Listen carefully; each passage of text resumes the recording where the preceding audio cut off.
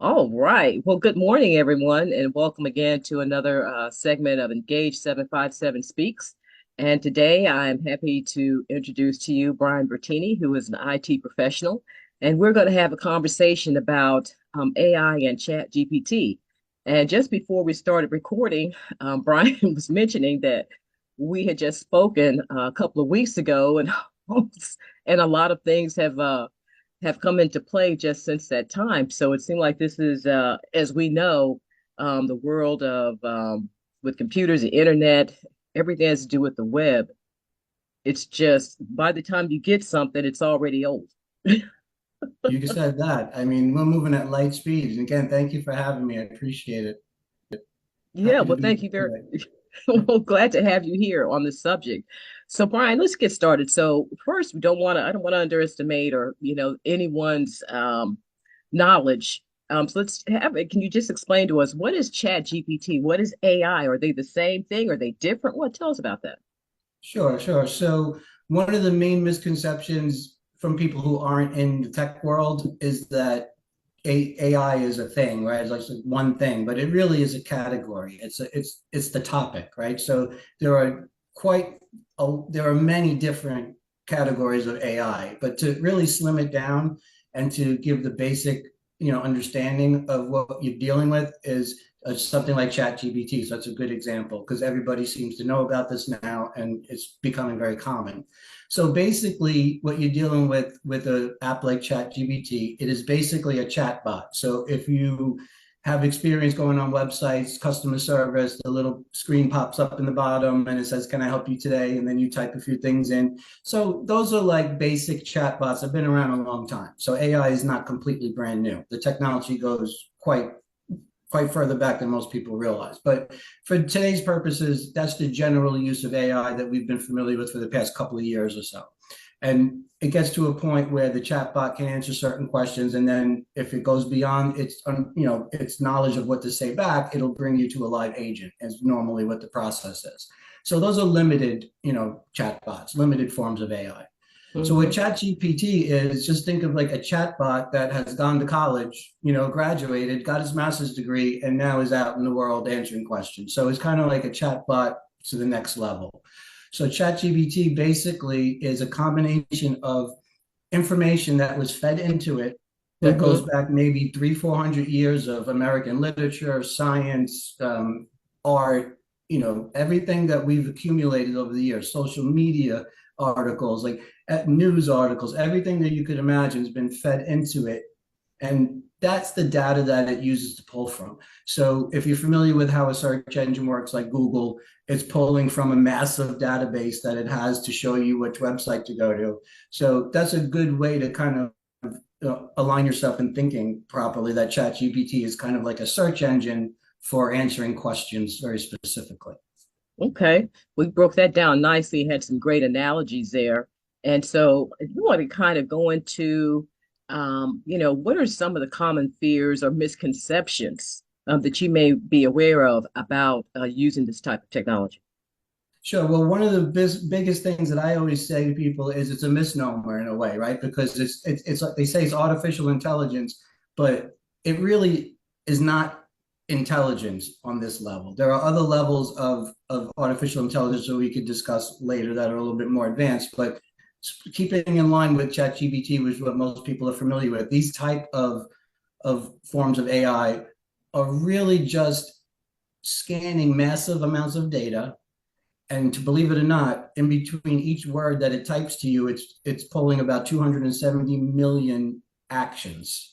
So that's how fast the technology is moving. But basically, what it's really doing is just word by word trying to figure out what the most common words should be to your question based on all of the information it's scanning. So it's really a void of nothing but information that we've fed it, and it's trained to the algorithm is way too complicated to explain. I don't even really quite understand it, but some really smart people taught this, and it learns more information as it's fed information. So as you ask questions, as the answers come back, it takes all that in consideration of all the questions it's getting from people all over the world and the information it's spitting back, and it's constantly increasing its scope of what it can answer and how it can answer. So we really don't know what the answer is going to be. Even the people who created it, they don't know what answer is going to come out of it necessarily. So in that sense, it's a little bit of a mystery. So some of the concerns then start to come into play, like, are we getting the correct information? Are we not getting biased information? Um, Mm-hmm. Mm-hmm. some of the algorithms have to be adjusted so that offensive language doesn't come back at us. Because what this is really called is a large language model. That's the LLM is a abbreviation for that. And that's really what it is. It's a language model, right? So it's really just associating your question or your what you're asking it or your prompt, they call it, and just evaluating in seconds, hundreds of millions upon hundreds of millions of calculations to get you the most appropriate words in a row that satisfy your answer. So again, the fact that it's learning from us is a little bit of a concern. And obviously, it could be used for a lot of good things, but that opens up the door for a lot of bad people who That's want right. to do things like hack into computers and spam our emails. And they only could do it 100,000 times faster and more efficiently now, unfortunately. So that's one of the major concerns is that hacking and that type of behavior is going to be exponentially, increase. Wow, and that was a great lead into a great segue into the question that I was going to ask you about the ethical and legal issues associated Sure. with using this technology on their platforms. And so, of course, I'm in the world of human resources and compliance, and so I haven't seen anything yet. And I'm sure there's some things out there. I just need to get myself a little bit more educated about using this technology in the human resources world, and we're already using it in some ways. But do you have anything that you could add about with regards to the cautionary things you could tell us about um, legality and the ethical use and responsible use of this technology? Sure. Oh yeah. And if you go on any type of AI, even if you just search in Google now, it gives you the little AI answer at the top with the little Yes. star called Gemini. That's their version of who's speaking to you, like Alexa Ah, is got it. Amazon's version. So Hmm. all of these things are AI, right? And Alexa is now going to the next level with AI as well. So you're going to see a lot of increases in what Amazon's going to say they can do for you too.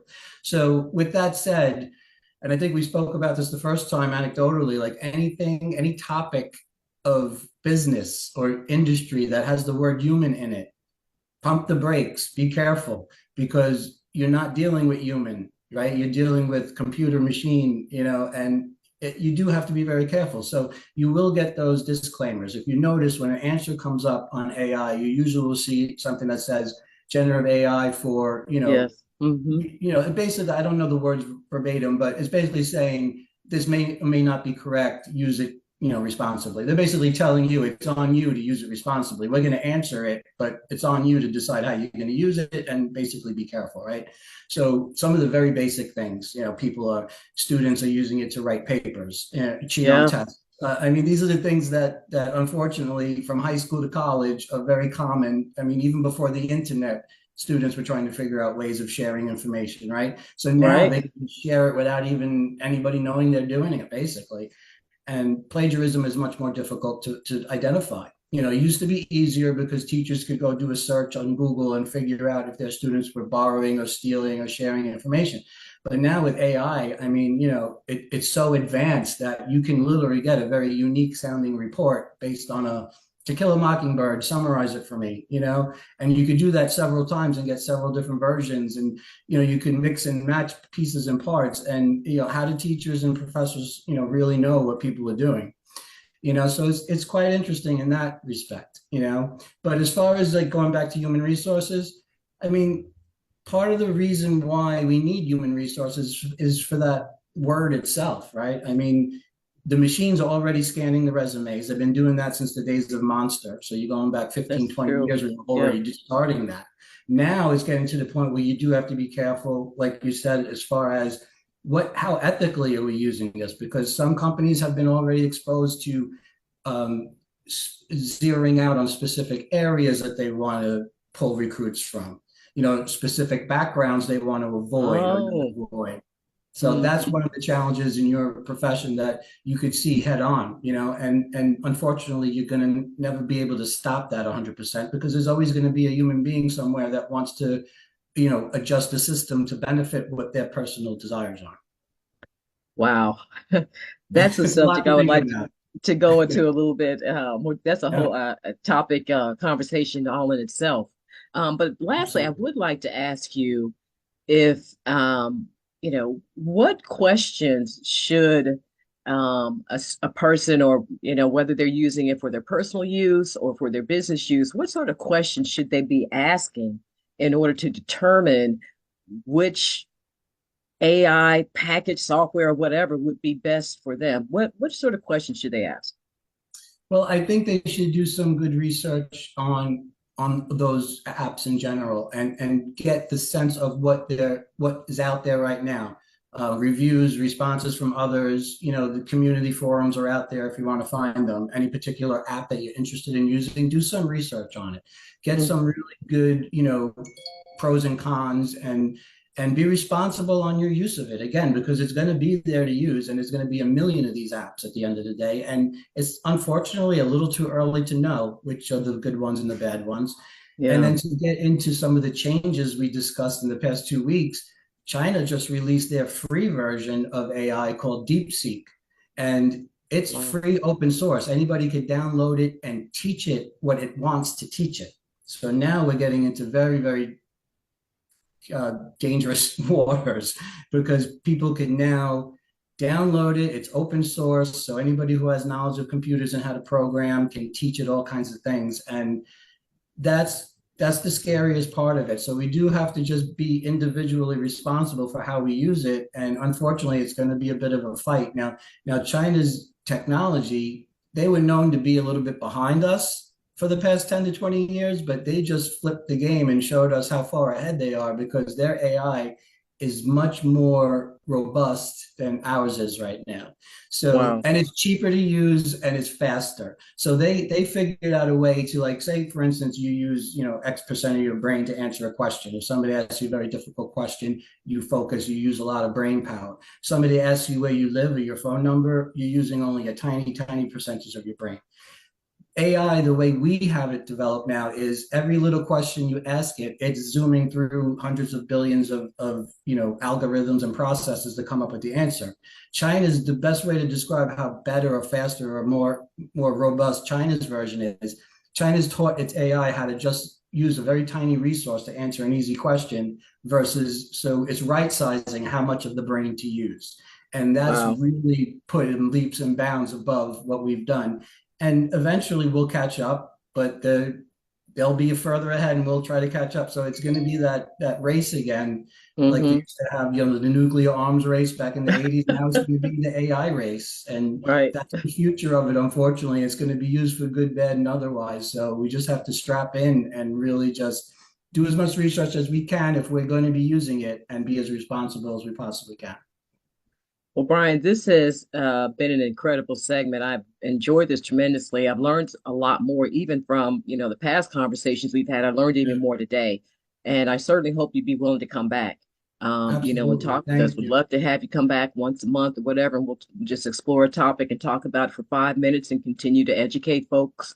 And greatly Absolutely. appreciate this. This was a great conversation. Thank you Good. so I'm much. glad. And I was happy to be here. I learned a lot myself just talking to you and doing a little research. And I really have a feeling that month to month is going to be some interesting things to talk about. I Oh, think yeah. at that point. So it was I don't great being here. Thank you so much.